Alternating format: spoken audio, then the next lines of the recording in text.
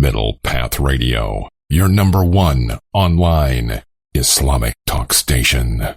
So, Assalamu alaikum. This is Raza Nadeem from MPAC UK, doing Raw with Raza with the brothers from Middle Path Radio. Thank you once again to them for giving me this opportunity. It's what I want to talk today to you about today is you've probably seen the stories regarding Naz Shah, Ken Livingstone, this whole debate about is anti-Zionism, anti-Semitism. But let me give you a bit of background. So Naz Shah made some comments where she was talking about, let's move Israel to the US, and then she made some other comments about how the Jews are rallying in some sort of online poll, we need to get involved. Now there's a couple of things on her point specifically, yeah? So she made those comments about how Israel should be relocated. Now the language could have been a bit better, but everyone gets the point she's trying to make is she's mocking Israel-US relationships. That's the point. And I think it's very important for Muslims to clarify that, because this is not about forcibly, relocating people. Because guess what? That happened to the Palestinians. 800,000 of them were forcibly relocated by the Zionists in Palestine, and yet we don't see any kind of recognition of what happened, or the Nakba that took place of the Palestinian people. So let's not pretend this is genuine outrage. This is for me, I see it as a misrepresentation, a purposeful misrepresentation of Naz Shah's comments on that. Now, her comments about the Jews are rallying in a poll, that's a generalization, which is wrong. We shouldn't generalize in that kind of stuff. But the reality is, man, I've seen much worse things come out of the Tories' mouth when they talk about the Muslims, the Muslim community. They need to do more. They're not doing enough to integrate. And yet those types of generalizations are never treated with the same level of scrutiny and same level of attack from the media that we've seen on the Labour Party. And this is the other important thing for Muslims to realise, that the reason why we're having this discussion about racism and anti-Semitism isn't to do with the fact that, Boris Johnson in 2008 referred to black African leaders as having watermelon smiles, or the fact that he referred to black children using racist terms in 2008. You can Google this information when he was in charge of The Spectator when he made these comments. Or, the fact that he only had to apologize, the fact that an article went in his magazine that said that black people have lower IQs. We're not talking about it for any of those reasons. We're not talking about it because an assistant to one of the Tory MPs, a Tory aide, was seen wearing a Nazi uniform. No, we're only talking, and that was in 2014, by the way. We're only talking about this stuff because it's for two reasons. One is to attack Jeremy Corbyn because he is so pro-Palestinian. And we've seen this in action ever since he became the Labour leader, and when he started to move up the polls in the Labour leadership last year to say that, oh, he's just surrounded by anti-Semites, etc. But the other reason is this conversation about new anti-Semitism and these people that, that support Palestine are just anti-Semites, is they want to shift the debate away from Israel's crimes, so that you and I are busy debating, trying to prove that, look, honestly, I'm not an anti-Semite, rather than be talking about Israel's crimes. And so it's a great tactic in turning the victims into the victimizers. So what they want most people to believe is, so that the reason why that Palestinian child holds a stone to throw at a tank is not because it's a bloody tank facing him, it's because he just hates Jews. And this is why it's so important for Muslims to cut through that and say, no, this is nothing about anti-Semitism. This is not about hating Jewish people because they're Jewish. It's about hating a state, an illegal state, an occupation that has demonized and brutalized the people for so many years, and we've been told to look the other way, and we refuse to look the other way. It is vital that we maintain that line and do not allow anyone to shift us off that line, because if you do, what happens is that they want it to be that you can't criticize Israel at all. They want Israel to be beyond reproach. That it's okay if you criticize some of their policies, but the fact that they're actually occupying someone else's land, and by the way they've treated Palestinians for so long, our brothers and sisters, Muslims and Christians, the way they've been treated, they just don't want the scrutiny at all. And that's why it's important that you and I ramp up the pressure. I read a really good quote recently about this whole thing.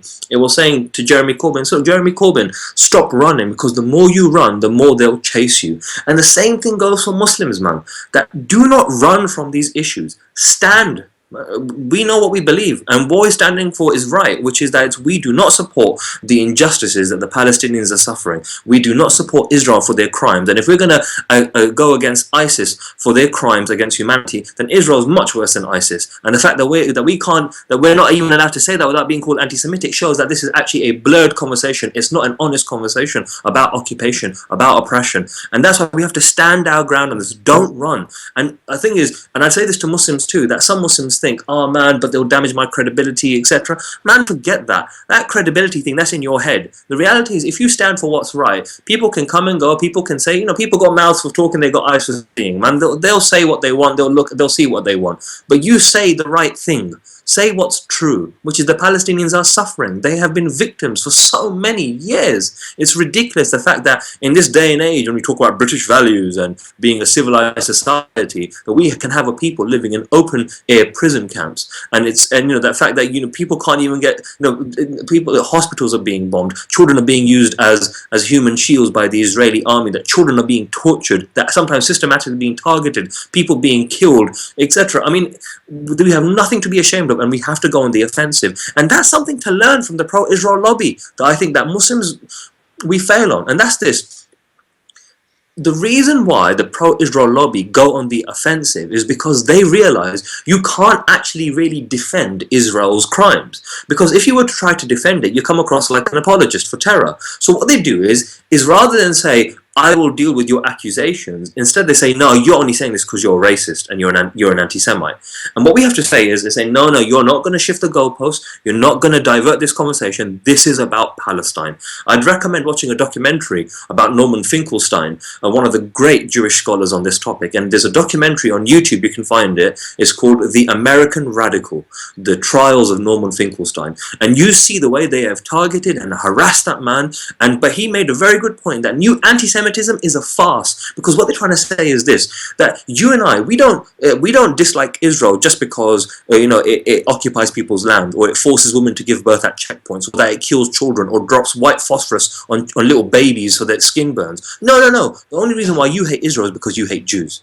And that is a lie, and you and I have to cut through that and say, no, we're not going to play that game. I refuse to play your game at all. It's like me asking you, saying, have you stopped beating your wife? Or have you stopped beating your husband? Either way you answer, you're screwed. If you say, yes, I've stopped beating, that means you used to beat them. If you say, no, I haven't stopped, that means you're still beating them. So same thing here. This is not about anti-Semitism. Guess what? There are some nut jobs that will hate Jews for being Jews, and that's wrong, and we're against that. But when I talk about Israel, and I'm talking about their crimes against the Palestinians, don't you dare tell me that it's about anything else apart from Israel's atrocities. It's nothing to do with anti-Semitism. And the only reason why you mention anti-Semitism is because you do not want people scrutinizing the actions of this apartheid regime.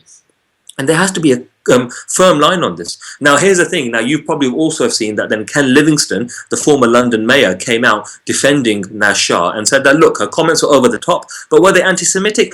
No, they weren't. And he got lambasted for some of his comments. Now again, some of his comments were a bit poorly worded, but generally he was right when he spoke about the Havara agreement between the Zionist Jews and the German Nazis, that there was in 1932 or 33, I believe, now I can't remember the exact date, it was about trying to relocate and move Jews out of Germany because they both believed that Jews didn't belong in Germany, that they weren't German, that they should be moved to Palestine, where they were going to occupy land and build Israel.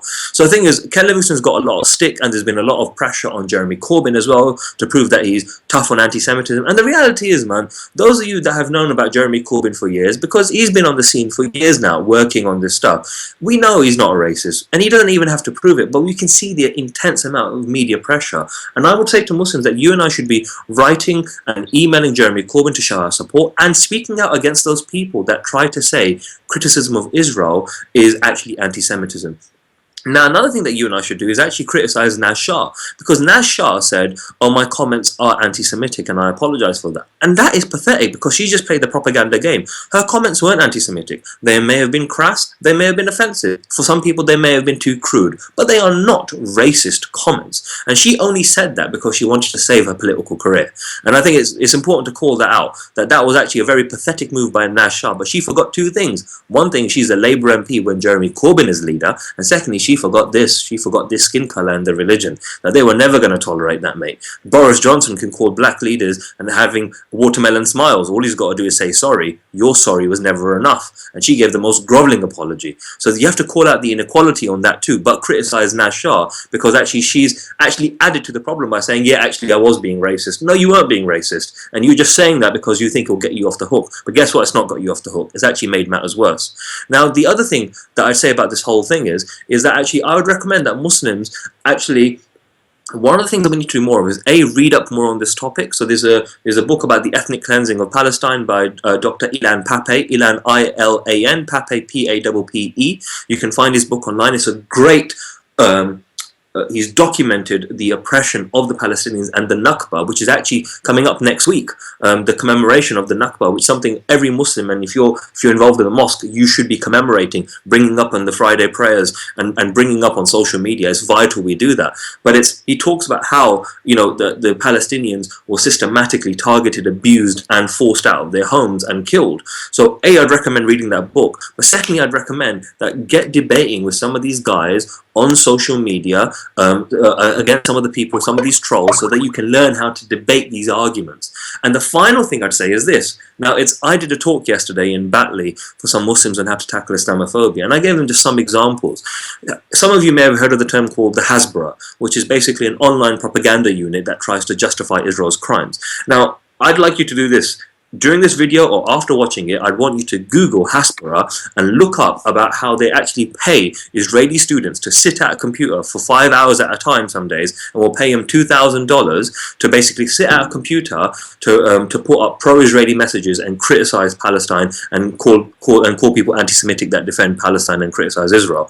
It's the reason why I'm talking that you need to research that, because you realize that actually Israel and its supporters understand the power of propaganda, but you and I aren't countering their propaganda by getting on social media or commenting on articles or funding those people that are doing the work. And it's vital we change that attitude, because you can't take on a lobby that is trying to defend injustice by just doing part-time work. We need to change that attitude. Now, I mean, I'm actually going to be on the big questions, inshallah, tomorrow regarding, on Sunday, about anti-Zionism, anti-Semitism. So it's going to be a very interesting debate, because MPAC's often been smeared as being anti-Semitic. And any Muslim that's been remotely active will know that that one of the classic smears against anyone that defends Palestine is, oh, you're anti-Semitic. And what I'd say to Muslims is, don't be afraid. Don't be afraid of standing up to those smears and saying, actually, you're lying. I think often Muslims, we get really fearful of, oh man, what's someone going to say? Oh, it's going to damage my credibility. Man, forget this credibility stuff that's in your mind. That's just all in your head. Who cares what people think? People will always think different things. You're not doing it to please people. You're doing it to do the right thing. And same thing happens with Palestine and Israel. You're not doing it because you just want to have a jolly, or because you hate Jews, or because, you know, whatever reason. You're doing it for one very simple reason. You're against injustice. Simple as. And it's vital that you and I maintain that line and do it, and don't care about credibility, man. Credibility is all in your minds. So it's important to keep on that line, fund those that do the work, and you know, make sure you show your support for Jeremy Corbyn, man, because they're really trying to delegitimize. He's a good guy. He really is a good guy. I'm not saying he's the savior for the Muslims, but he's a good man, and you should, when it comes to enjoying the good, forbidding the evil, this is part of enjoying the good. You can't allow a man to suffer by himself. There's so many Labour MPs that are sharpening the knives to go after him, and you and I need to be there standing side by side with a man who's trying to do good, because the reality is, the government and a lot of the political elite and many of the lamestream media, they are frightened, because here we have an articulate man who's making the case for peace and for tackling injustice. And they can't tolerate that. And that's why it's so important that you and I stand with him. Because if we don't, he has to fight his own battles. And when he goes, what we'll say is, oh man, they always do that to the good guys. But where were you to defend the good guys? So guys, on that note, thank you for watching. Please do share this video, click like, do subscribe to Middle Path Radio's YouTube channel too. Check out my stuff on Facebook, Twitter and MPACs, and inshallah I'll speak to you next week. Assalamu alaikum.